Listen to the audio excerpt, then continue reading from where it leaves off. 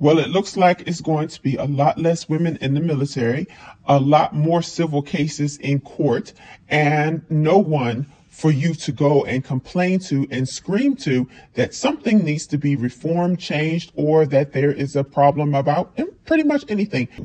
With inspector generals being fired, it's going to be a dog-eat-dog world. What is a soldier to do? As an Army vet myself, I have some advice for you. Hit the like button, subscribe, and listen up. Well, hello. Today is a very, very special day because today I'm going to teach you about what you need to do if you're in the military. So last night, Pete Hegseth was approved to be Secretary of Defense. And he's going to be moving his office right on into the Pentagon. But that in itself, yes, it's a big deal. But it's what happened immediately afterwards that's an even bigger deal. So at midnight, Donald Trump, the new president, fired about 12 inspector generals from the Pentagon. Okay? And any of my fellow members of the military and veterans and anyone who has even flirted with going into the military needs to understand what the inspector generals do. The inspector generals are those people who you go to when you have a complaint.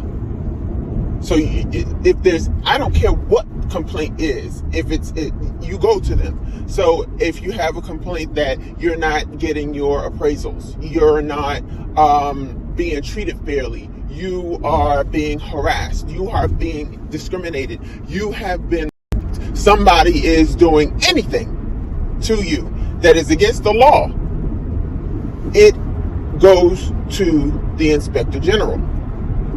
And there are tiny inspector generals, but not so tiny, in every single National Guard, Reserve, and active duty base and company, not company, but base and organization.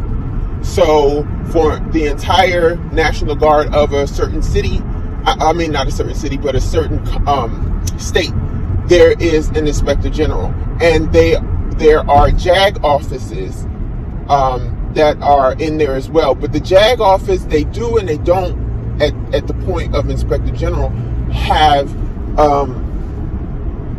a place just yet in whatever this initial complaint is. This initial complaint you put in with your equal opportunity person. Now, I don't know if Trump even thought about the EO office, the Equal Opportunity Office, for the military, but he may have, and he may have gotten rid of that office. If he did, who do you have to go and complain to? You're supposed to be able to complain to your commander, but what if your commander is the one that's the problem? You're supposed to be able to complain to your supervisor, and there is a chain of command for that. But 9 times out of 10, it's the chain of command that you have a complaint about. So, a lot of times, when you need to go and report something, you can go to the EO office. You could go to the IG office, and you can make a complaint. But since you technically probably can't now, as of the inauguration of Donald Trump and the time that he signed all that flurry of executive orders, you don't have a recourse. When Donald Trump was talking about DEI, that didn't pertain, I don't know why people thought, but it didn't pertain to simply a black problem. That's an everybody problem. So this woman was arguing with me on Facebook about how Trump is right to get rid of the Equal Opportunities Act by Lyndon B. Johnson because it was racist, and she's also someone who supported getting rid of affirmative action. But I'm just curious, because she's the same tone that I am, if she knows white women are the number one group that benefit from the Equal Opportunities Employment Act and affirmative action. Because prior to these laws, even we weren't getting into school the way we should have been based on our credentials. We certainly weren't getting jobs based on our credentials. We had men looking at us saying, well, you don't deserve to be in this field because you're a woman. Women can't lift 40 pounds. And they could fire you when you got pregnant. Exciting. Idiots. Again, all of this is based on the fundamentalist movement, and the fundamentalist movement believes that a woman's place is in the kitchen having as many kids as possible, and she should not be out working, and she should not have the right to vote, that her husband should be voting for her and making all the decisions for her.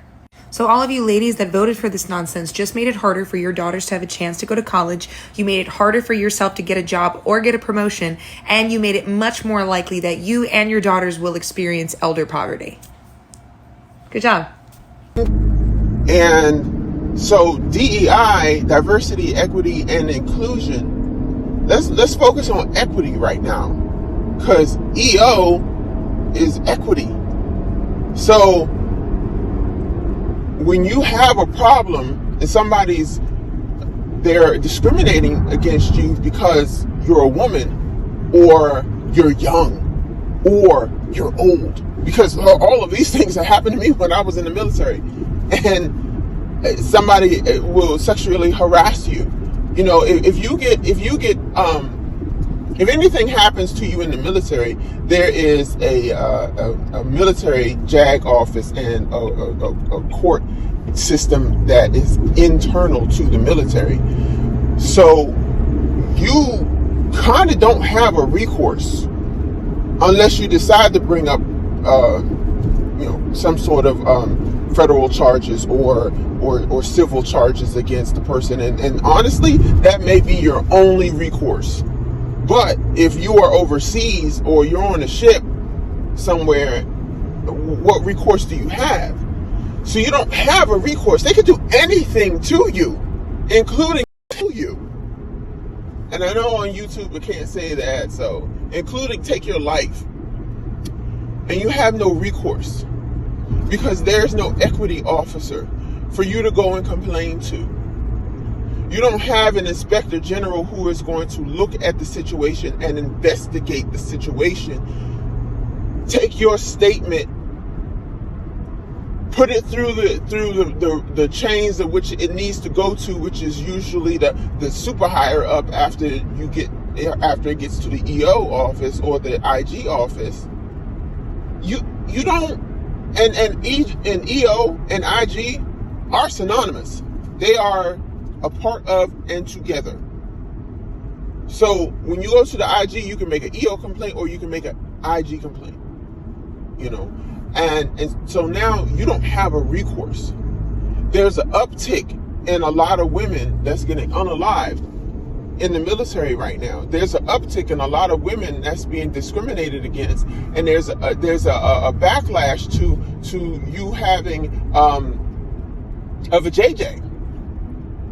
So women, you're not safe.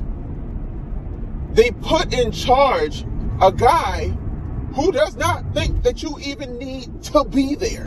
He wants you out. And it doesn't matter where you are in the military. Women need to get out the military now. I don't care how patriotic you are. I don't care how much you trust the person that's next to you. I don't care how much you think it's your duty to protest. You are in danger, girl. You're in danger. Get out. This is God closing the door for you, and you need to open it up somewhere else. I'm telling you, because if you stay in, there's nothing but lawlessness that's in there. And this whole backlash against people who, are of a different gender, a different creed in which they like to live their lives and who they like to love. If you are different than whatever is considered to be historically normal, gotta watch what I say here, you are in danger too. The fact that you thought that you can get comfortable and you were outed, it is a death sentence for you.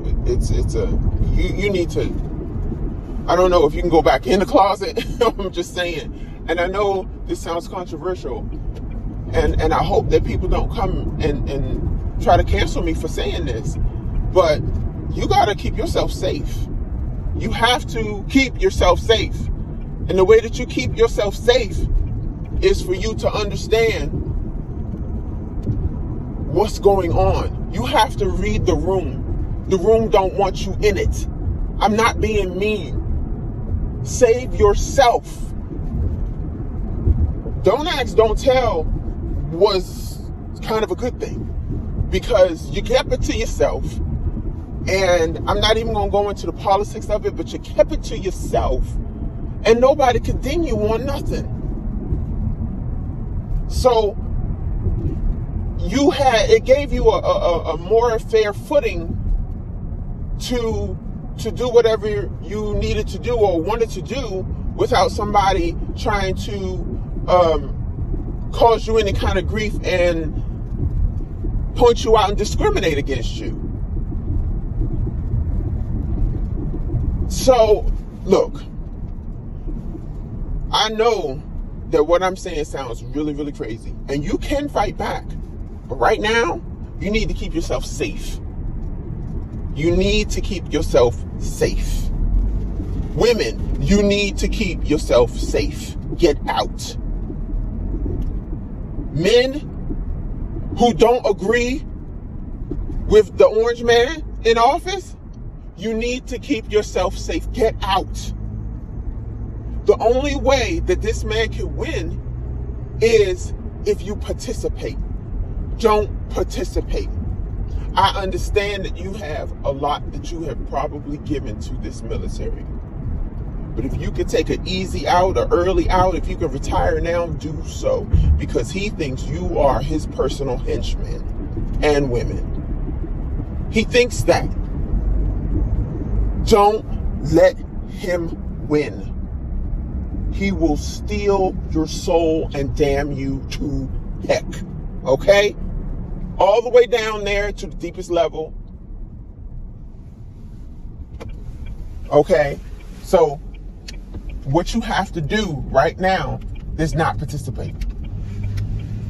With him canceling all of those IG people, he has literally said that he doesn't care about the military and the safety of the military. He doesn't care about due process. He doesn't care about any of his soldiers. What he wants is soldiers that he alone can tell what to do. And what he wants is a free pass to terrorize this country and the rest of the world. Do not participate. That is an unlawful order for you to follow, to train your weapons on your fellow Americans. It is an unlawful order. Okay? Now, there's not chaos and order, but he tells you it is. It's not. It's not chaos right now. It's not. But it will be if the military takes up arms against the American citizens. That is what he is vying to. The American military is here for the betterment of the Constitution of the United States of America. Okay? The Constitution of America, the Constitution of the United States of America, and for the people and by the people. This is not being for the people and by the people. It's not. This is being for Donald Trump and by Donald Trump. Okay? I understand that he's the commander-in-chief and he's the president. I get that, but it is not about him. It is about the safety and security of this country and Americans, America. Not the retribution for Donald Trump, and you need to remember that. I was in the military for 11 years. I know what I'm talking about. Don't listen to me at your own peril. Okay? Don't listen to me at your own peril. But I need you guys to do what's right. And what's right is not following an unlawful order. What's right is holding up your commitment to the Constitution and your right to defend this country against foreign people who wish to do us harm. So you really have to heed my warning, and you really have to understand what is going on with this backlash against the inspector generals and the whole DEI, which is diversity, equity, and inclusion, and the equal opportunities that we have that's out here that were enshrined in everything that we did to make us all, get along. Basically, can't we all just get along? That's what that's about. So I can show you a little bit better than I can tell you. And I want to include this video that I found on the internet that talked about EO, which is equal opportunity, and how it helps people come together, and how we are forced to sit in each other's faces and go, hey, I see your humanity. How you doing? And so I'm going to go ahead and show you this, and I'm going to close out the video with that. But I do urge that people just go ahead and start getting out of the military right now, because this country is turning into something that we just do not recognize. And I don't think that there's anything honorable with what's going on right now. And you should leave, because the military forces are our lethal forces. Yes, they're professionals, but at the same time, they train annihilators, So, seriously, really think about this. Your conscientious objecting has taken a whole new meaning with all this. And so, do you want to be included in a bunch of debauchery? Do you want to? Do you want to? That's the question. Okay, so I'm going to go ahead and I'm going to play this video.